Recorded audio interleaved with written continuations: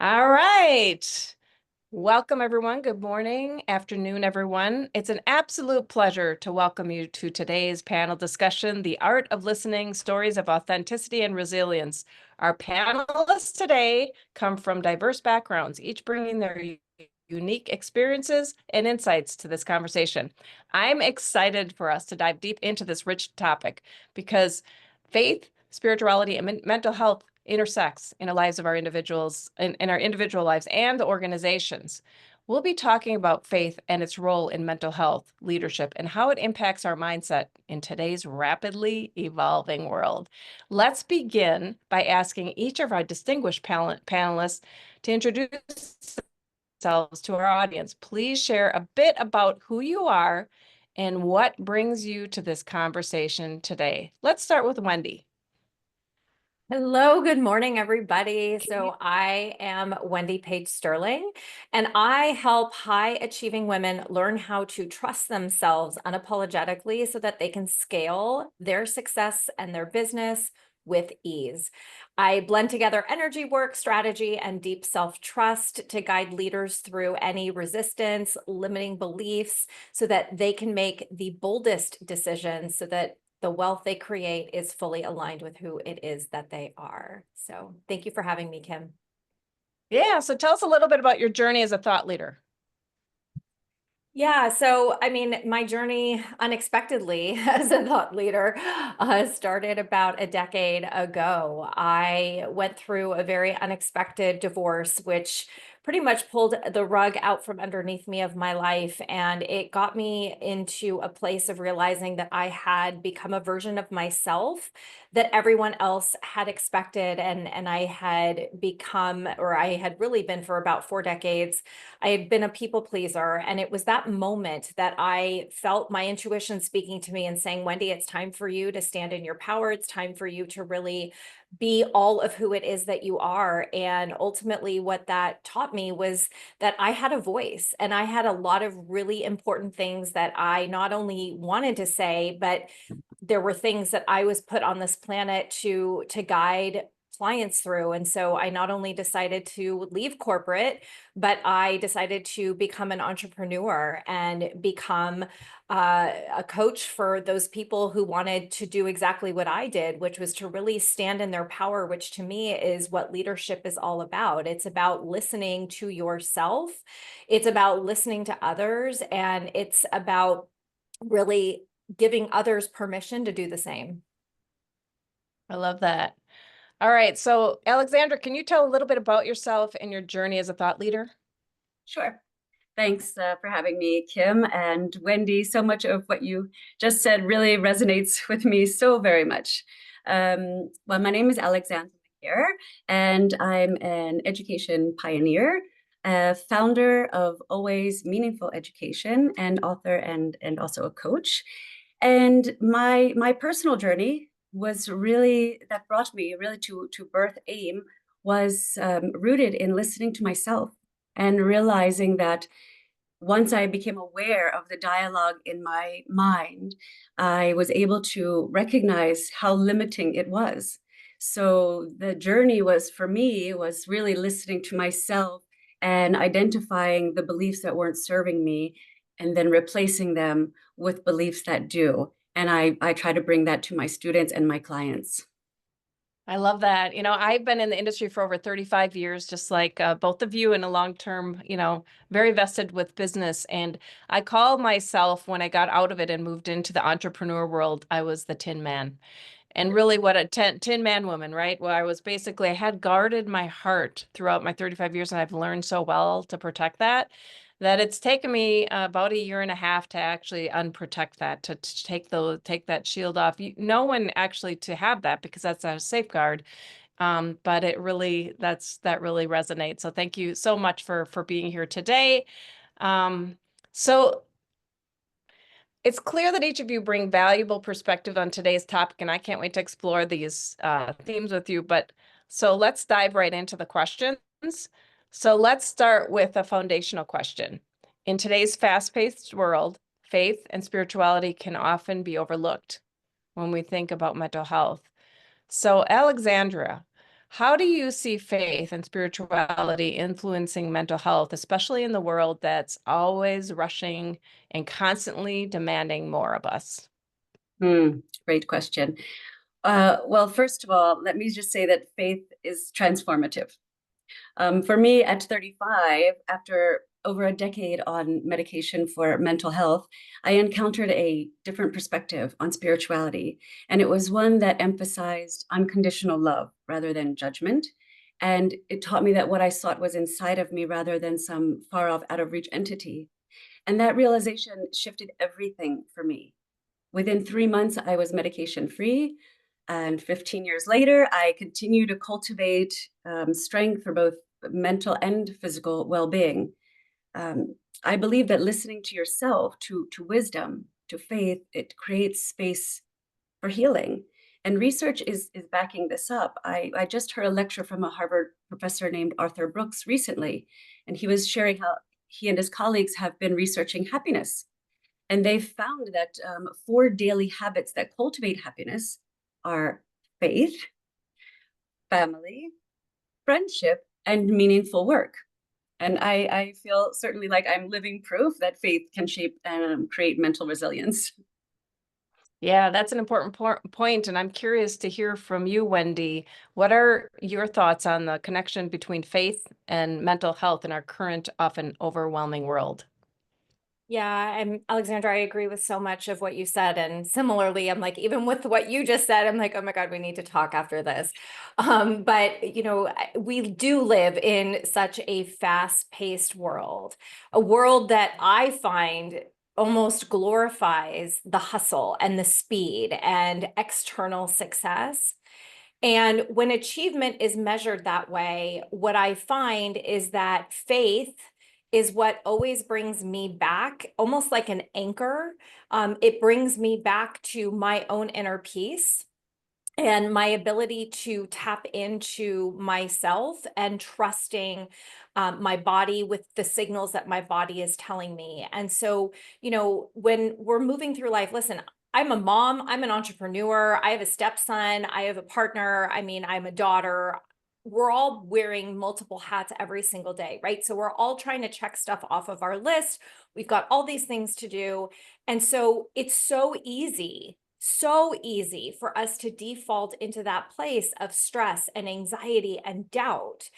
But what I have learned through my own practice of faith, which incorporates meditation and it incorporates journaling, it reminds me to slow down, to listen to my body, to pay attention to my thoughts. Because I don't know about, Alexandra, you or Kim, but any plan that we could come up wanting to be in control of is never going to be as good as what God in the universe actually has planned for us. And so for me, what I find is that my faith is really what grounds me in my own self-trust, and that connects me back into my body. Mental health for me, similarly, Alexandra, same thing. I was medicated and I've gotten myself off of medication through a couple of different ways, but the deepest one is actually connecting myself back into my body. And so what I would really invite everybody to do and to think about is, are you moving through life on autopilot in the hustle? Or are you seeing that, that's not working for me, and actually maybe I should try this other way of doing things? Because leaders who do integrate faith with their mental well-being don't just survive pressure, they actually are able to push through it, not in a bad way, but because they are leading with alignment, the ease at which they're moving becomes so much easier. Yeah, I always say I listen to the ringing in my ears, the whispers in my ear, and I listen to my gut all these years. And I always say that, you have 5 coaches, mentors, advisors that actually support you in your transition and even in your life all the time. And I know that all executives that I work with have a spiritual advisor or energy advisor or someone that actually works, depending upon what that is, right? Everyone's got their own situation, their own belief system, and you pick what works for you. So now let's move on to mindset. Mindset can be such a powerful force in both our spiritual and mental well-being. Wendy, how do you think one belief system shapes their mindset and personal growth, and how does faith influence how we approach the challenges in life? Yeah, it's a great question, Kim. I mean, if there's anything I've learned the hard and easy way, is that our beliefs really do shape our reality, right? One of my coaches always says to me, Wendy, you're always going to win the game that you're playing, and it starts with your mindset. So if you're somebody who believes that your success is tied to struggle, guess what? I'm going to bet that your entire existence has required struggle in order for you to achieve the success that it is that you desire. And so, whatever your beliefs are, I do a lot of work around money mindset. So, if you actually believe that money is hard to make, that money doesn't come easily to you, well, I'm going to bet that that's exactly the life that you are living. And what I have learned, aside from really paying attention, for me, first and foremost, it is your body, Kim, as you were saying too, like it is your body that provides you with a signal that then tells your mind what to think. And so I love teaching my clients how to pay attention to their body so that it gets them more present to what their thoughts are so that they can start changing them. Because if you don't get control over your own mental beliefs, nothing in your life is going to change. And to tie that back into how does faith play into that for me?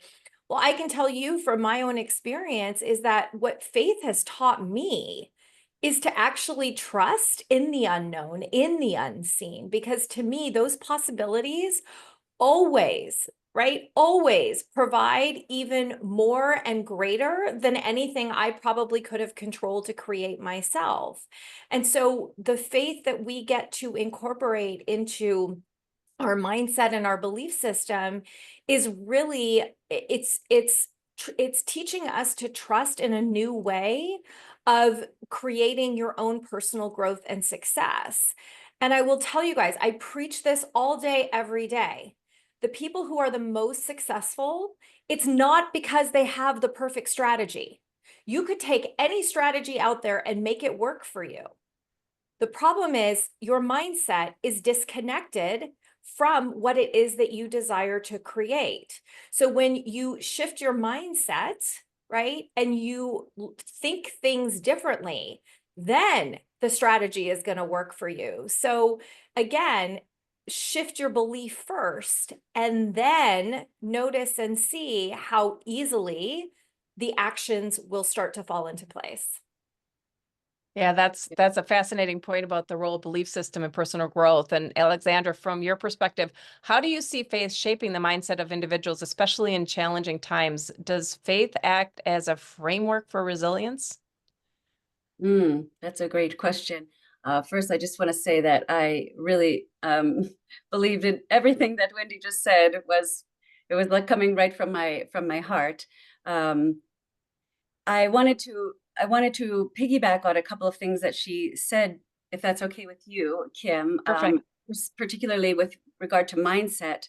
Um, One of my favorite people is Jim Quick. And he says if you fight for your limitations, you get to keep them, right? and another one of my favorite researchers, Dr. Carol Dweck, it's a little bit more related to education, but she and her colleagues are basically researching and proving that shifting from a fixed mindset to a growth mindset um, changes the high schoolers' academic experience with regard to just even their GPA, their overall outlook on life. So yes, mindset truly is everything. The fixed mindset confines us, and the growth mindset really expands our possibilities. So let's see. You're asking about the role of faith and resilience. Well, Yes. certainly, if it's like the unshakable foundation, right? That's what faith is in my perspective. It is what you are building yourself on, right? So if that foundation is not strong, then nothing thereafter will be either, right? So it is It's what we build ourselves on that makes us or breaks us, right? So, and faith is foundational to strength. I love that. I love that. I love all of it. All of everything that everyone's saying here today. So self-mastery and purpose are such a powerful driver in one's personal journey. Do you think faith can be a unifying force for self-discipline in today's multicultural world? And how can we balance our own spiritual practices with the variety of beliefs and culture we encounter daily? What I'm asking here is that you give a tip. Give really something that how can someone take away what you just said and apply to their lives? And I'd like to ask Alexandra. Sure. Well, first of all, with regard to faiths as in organized religions, if you look at them across the world, they are diverse, right? But when we look at like Christianity, Islam, Hinduism, Buddhism, Sikhism, they all have a belief in belief. They all believe in the power of faith, and science is also echoing that. Dr. Bruce Lipton in the Dr. Tara Swart, just throwing out names, but Dr. Bruce Lipton, he came up with the belief code, I believe is what he called it. And he used that to argue for how things like the environment and our thoughts and beliefs are actually affecting our genes, right? So that's powerful, right? If what we're thinking and believing, if our faith can affect literally how our genes turn on and turn off, imagine that kind of knowledge, that awareness, the power that it will give us as humans. It's incredible. Yeah, I'm getting chills I don't know if actually. I answered your question or not. You can't see chills, but I'm getting chills. All right, Wendy.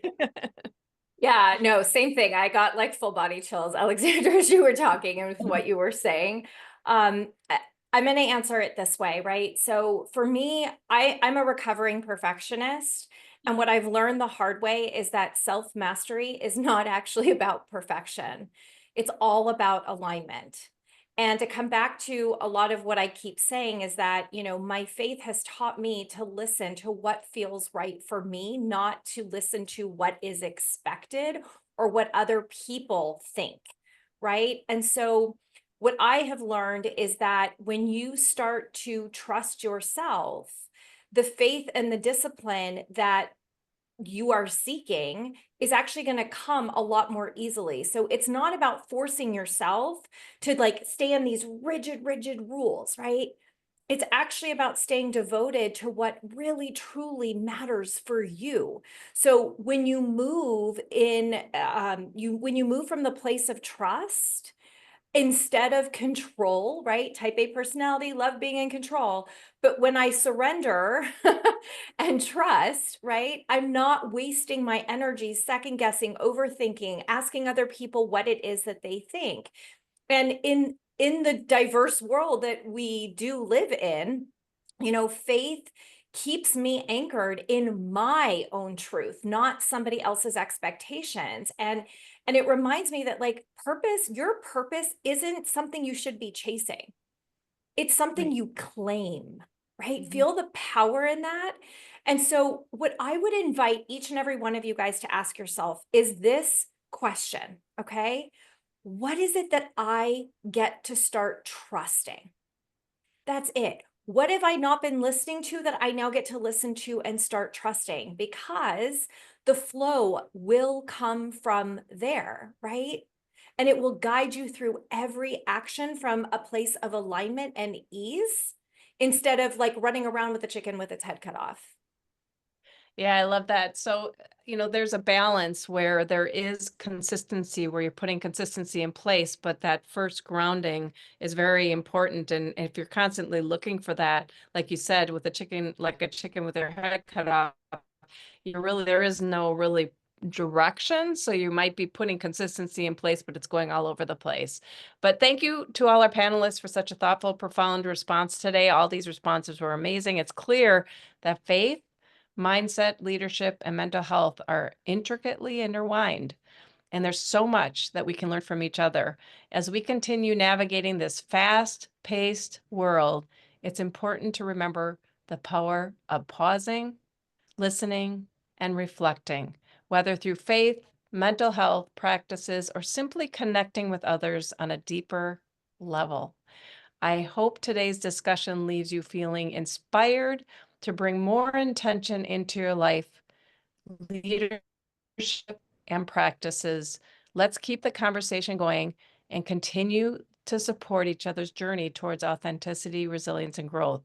So, what is one key takeaway or piece of advice you'd like to leave our audience with about mastering the art of listening, Wendy? Ooh, good question. I would say this. Listening is the key to stepping into your leadership. I learned that the hard way. So at the end of the day, leadership is not about doing more, it is about listening. Listening to whatever that voice is that is inviting you to take that step forward. I love it. Alexandra. Yes, I'd like to just say that I would encourage people to listen to themselves, listen, and get in touch with that inner being. Follow that inner calling, the curiosity in your heart, the fuel for every AIM learning journey. And if you do that, you will live a life with purpose. I love that.